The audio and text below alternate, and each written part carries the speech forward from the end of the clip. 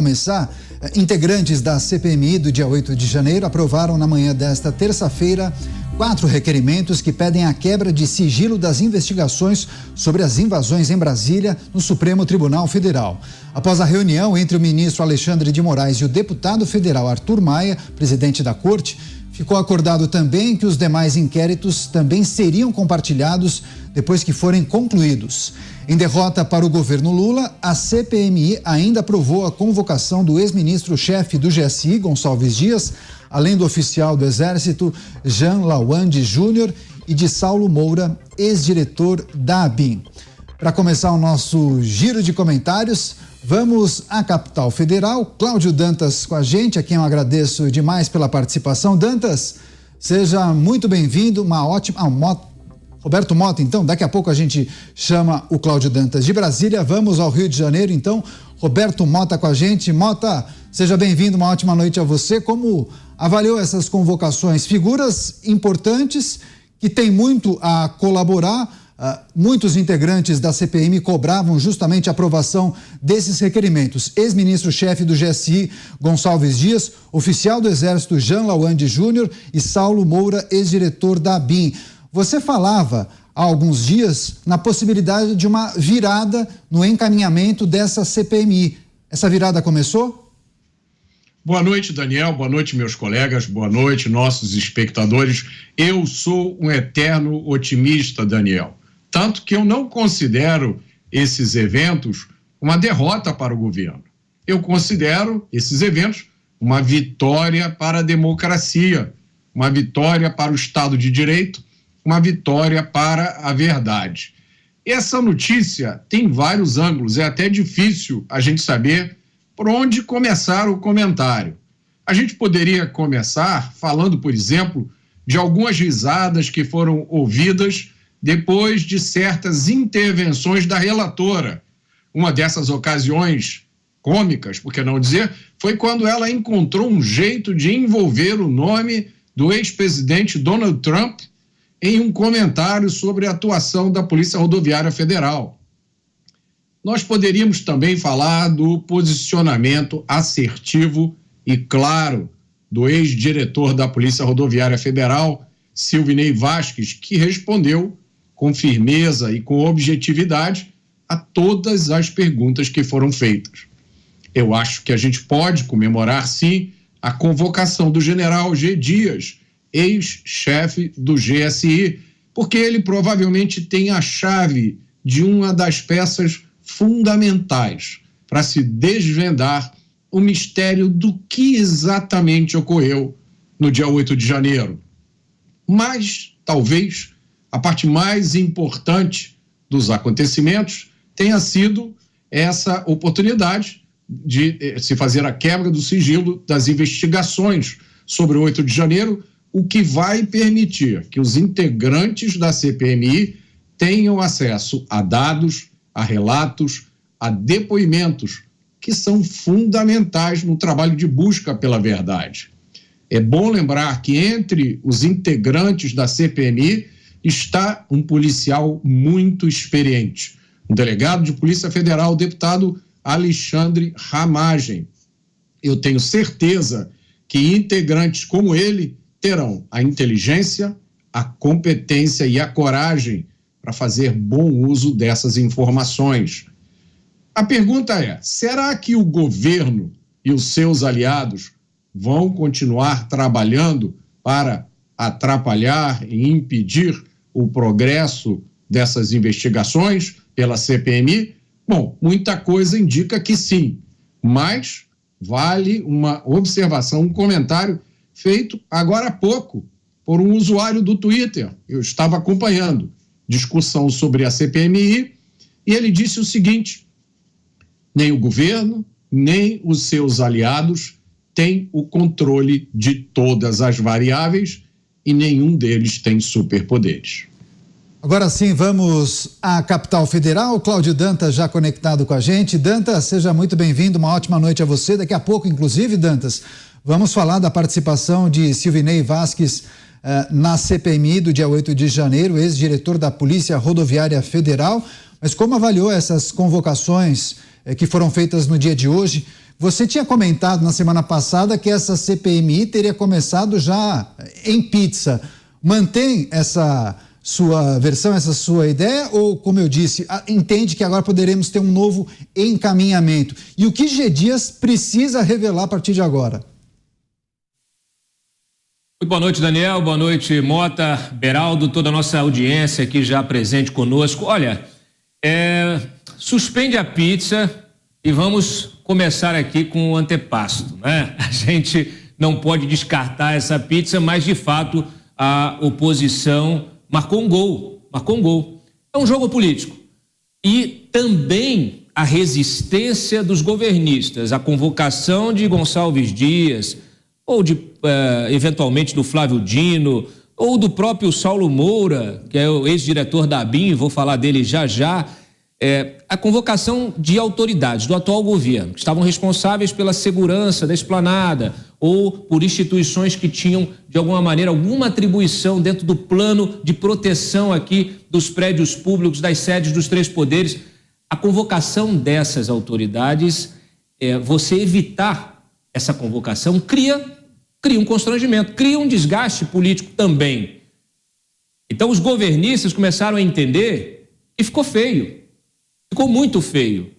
Como assim? A CPI, qualquer CPI, seja ela mista ou não, ela é um instrumento da minoria, ela é um instrumento, normalmente, da oposição.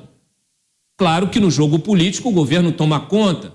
No caso da CPMI, ele se colocou de uma forma mais, vamos dizer assim, majoritária, né? E no caso da CPI do MST, por exemplo, está lá a oposição garantindo o seu controle. E aí também elas vão se compensando. A CPI das ONGs foi aberta também e terá um controle, terá uma presença da oposição importante e fará um estrago se quiser. Então os próprios parlamentares, eles se falam: olha, pega leve aí na CPI de vocês, que eu admito aqui os requerimentos que vocês querem. Vira uma barganha entre as CPIs, isso é muito interessante. Não é uma questão ali focal, única, restrita ao ambiente da CPMI, não. Nós estamos falando do mesmo Congresso Nacional com os políticos que vivem lá, que trabalham lá, que se relacionam, né, e que se falam e que negociam entre si. Então, a aprovação desses requerimentos, ela parte desse princípio da negociação em relação também ao que a oposição pode fazer em outras CPIs contra o governo. Então, vamos lá, né? Vamos equilibrar. Vocês jogam limpo aqui, a gente joga limpo lá. Senão, vai ser terra arrasada aonde a gente puder. E aí a briga vai baixando de nível. Então, ótimo. Chegou-se a um acordo, aprovou-se a convocação. Peraí, calma lá. Essa convocação não é imediata, tá? É preciso depois aprovar o cronograma das convocações. E pelo que eu já apurei, a convocação do G. Dias ficará lá para agosto. Então a gente terá aí o final de junho, julho, teremos recesso, vai retomada os processos das atividades legislativas em agosto, lá, meados de agosto. Então eu acho até que vai ficar para fim de agosto ou início de setembro. É ruim? Bom, poderia ser pior, não ter a convocação, né? Então, é sim uma vitória da oposição. É importante que se avance nestas investigações. Enquanto isso, a CPI ela precisa se dedicar às investigações internas do GSI, que foram já encaminhadas para a CPI, para a CPMI, e também aos inquéritos que serão liberados pelo Moraes. Inquéritos que o Moraes já havia prometido encerrar em mais ou menos um mês, a 45 dias, para depois, então, compartilhar o conteúdo desses inquéritos. Então, o requerimento deve abreviar um pouquinho o compartilhamento desses inquéritos, mas tudo isso vai criando massa crítica. Eu espero que os nossos parlamentares leiam os inquéritos, se dediquem, coloquem suas equipes técnicas para ler os inquéritos, então possam, com base nessas informações, formar a massa crítica para extrair da melhor maneira as informações necessárias e as contradições que serão apresentadas no depoimento do Gonçalves Dias, por exemplo, ou do próprio Saulo Moura. Quem é Saulo Moura? O Moura era o diretor da ABIN no momento daquela invasão, do 8 de janeiro. inclusive toda essa produção de informes da ABIN, né, sobre as vésperas, né, ali, o dia 6, o dia 7, o risco de invasão da esplanada, de depredação dos prédios públicos, o Saulo poderá informar, detalhar, poderá explicar como é que se deu a produção dessa informação de inteligência e por onde ela circulou, os canais em que ela foi distribuída, quem tomou conhecimento dela.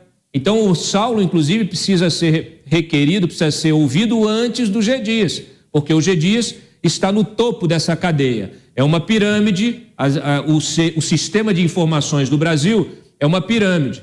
Ele vai lá na ponta, pega departamentos de polícia, segurança pública, pega até quartéis militares, e isso vai subindo nas forças, vai subindo nas secretarias de segurança, vai subindo na própria Polícia Federal, Polícia Rodoviária Federal, lá na ABIN, vai produzindo, vai chegando até o GSI, que é, vamos dizer assim, o guarda-chuva dessas informações de inteligência. Ali essa informação ela é processada e entregue ao presidente da República.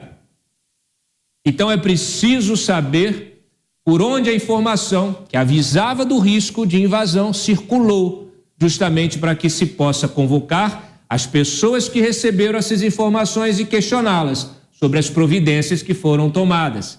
E saber delas também, especialmente do G. Dias, se ele foi informado e se daqui para cima ele informou o próprio presidente da República. Vai ser difícil, talvez impossível, ele negar que passou essas informações, porque se ele deixou de passar informações estratégicas sobre um risco dessa monta para o presidente da República, ele prevaricou, e aí ele responderá pelo crime. Então, ele terá de dizer a verdade. E se ele não disser a verdade, que se quebre o sigilo do seu celular. Aliás, esse é um outro requerimento que já pode ser solicitado de antemão, né, para que a própria CPI já se debruce sobre esses dados importantes, estratégicos e fundamentais para essa investigação. Pois é, perguntas essenciais, cruciais, que precisarão ser feitas para G. Dias. Agora, Cristiano Beraldo, a quem também agradecemos pela participação. Beraldo, seja muito bem-vindo, uma ótima noite a você. A relatora da CPMI, Elisiane Gama, já tinha, inclusive, comentado que as apurações seguiriam a ordem cronológica dos fatos. Mas como você avaliou as aprovações de hoje? Qual o tamanho da vitória da oposição? O governo cada vez mais pressionado, Beraldo? Boa noite, Caniato, Dantas, Mota, todos que nos ouvem e assistem. Veja, o conceito do que a relatora disse é correto. Precisamos fazer isso de forma cronológica. O grande problema é que o que nós estamos assistindo é uma estratégia inversa. Eles querem não começar do fato em si, que foi o 8 de janeiro, foi a invasão e a depredação daqueles prédios públicos, os prédios mais importantes da nossa democracia, sede do Executivo, do Legislativo e do Judiciário. O que qualquer investigação faz é começar dali, do fato concreto, e aí ouvindo as pessoas que participaram desse fato concreto, e aí você vai ampliando essa investigação. Foi assim, por exemplo, com a Lava Jato. Começou com uma informação de que havia troca de mala de dinheiro num posto de combustível. A partir dali foi se investigando quem era o portador, quem entregava, quem recebia. Descobriu-se que tinham políticos envolvidos. E aí foram atrás, chegaram na Petrobras, chegaram em mais políticos, e aí chegaram no topo da pirâmide, o que resultou, inclusive, na prisão do atual presidente Luiz Inácio Lula da Silva. Então, essa CPI, quando ela começa de trás para frente, ela está tentando adivinhar aonde é que está o fio do novelo, onde é que começa. Isso, obviamente, não produz resultado concreto. O que a gente viu hoje, com a aprovação da convocação do G. Dias e acesso a essas informações que estão com o STF e outras coisas, é que pelo menos a CPI terá a oportunidade de ter acesso à informação qualificada que se refere, diz respeito àquele dia 8 de janeiro. E a gente deposita as nossas esperanças nos representantes da oposição nessa CPMI, para que eles, apesar de tudo, apesar dessa ação governista, para poder descaracterizar, no fundo, o caminho normal da investigação, que a oposição possa fazer esse trabalho, por mais difícil e duro que pareça. O que a gente tem de fato concreto? O que a sociedade brasileira sabe até aqui? Nós sabemos que no dia 8 de janeiro, um grupo de pessoas foi até a Praça dos Três Poderes, sem portar armas, ao que parece, entraram sem fazer qualquer tipo de ameaça nos prédios, na sede dos Três Poderes. Ali dentro, performaram uma cena horrorosa, cenas horrorosas de depredação. Agora, isso aí configura o golpe? Isso por si só não. Mas a gente tem mais informação. Foi encontrado na casa do Anderson Torres uma minuta. É preciso saber quem fez essa minuta, como é que essa minuta chegou até ali, qual era o propósito dessa minuta. Sabe-se também que o tenente-coronel Cid, chefe de gabinete do então presidente Jair Bolsonaro, trocou mensagens com outras figuras do Exército que não estavam no primeiro escalão do Exército sobre uma possível interferência no resultado da eleição. É preciso apurar se eles efetivamente trataram disso com alguém. Eles falaram isso com o comando das Forças Armadas? As Forças Armadas se posicionaram a favor, contra, houve divergência, uma parte foi a favor, outra parte foi contra. Além disso, falaram com o então presidente da República? O presidente da República se manifestou, sabia, participou, orientou? Porque, ao que parece, o golpe faria sentido se dado antes da passagem de poder para o presidente Lula. Isso não aconteceu, a gente sabe. Houve a transmissão, por mais que Bolsonaro não tenha participado de uma atitude, enfim, que eu não concordo, mas ele julgou lá conveniente para si próprio, o poder foi passado para Lula. Bolsonaro foi para os Estados Unidos. De lá, teria influenciado essas pessoas a invadirem, depredarem os prédios públicos? Bom, isso tudo é preciso apurar, porque há mensagens que foram enviadas, postadas, etc., e a gente precisa entender que, se a CPMI fizer o seu trabalho de forma correta, todas as respostas necessárias serão apresentadas à sociedade brasileira. Porque a parte judicial será feita pelo Supremo Tribunal Federal. A parte judicial tem seu próprio tempo, seu próprio curso. A gente pode ter lá na frente condenações, absoluções, enfim, uma série de coisas podem acontecer, mas a sociedade brasileira precisa saber de forma rápida o que aconteceu no 8 de janeiro, o que levou até o 8 de janeiro. Porque eu, na minha opinião pessoal, acredito que havia por parte de várias pessoas ali no entorno do presidente esta vontade de não aceitar o resultado da eleição. Nós tivemos o próprio presidente da República, então, mandando mensagens cifradas, algumas pessoas muito próximas falando em 72 horas, etc. E o fato é que muita gente estava ali na porta dos quartéis, tomando chuva, tomando sol, na expectativa de que alguma coisa aconteceria. E até em respeito a essas pessoas que acreditavam que alguma coisa de errado havia acontecido, essas pessoas também precisam saber que, olha, o que vocês testemunharam e vocês foram parte foi de algo que, no fundo, não tinha condição de ser nada de concreto. Porque se eles próprios foram feitos de bobos, eles têm o direito de saber o que aconteceu, o que estava por trás de tudo aquilo. É disso que se trata essa CPMI. Então é preciso levá-la a sério, muito sério. Esse depoimento do G. Dias é fundamental, até para entender se houve, por parte do governo, aquilo que nós assistimos nas cenas que foram vazadas, uma convivência tão pacífica com os invasores. Se deu por quê? Porque, de alguma forma, esse governo achou que seria conveniente aos seus interesses ter aquela invasão, aquela manifestação, aquela depredação sem armas, de novo, sem armas, sem um risco de efetivamente eles tomarem em definitivo os prédios públicos. Será que isso interessou ao governo? Então isso tudo a CPMI tem que colocar às claras. A sociedade brasileira precisa dessas respostas e contamos com a atuação dos representantes da oposição para que se chegue a essas respostas, porque está claro que o governo mesmo só quer tumultuar, não quer esclarecer nada.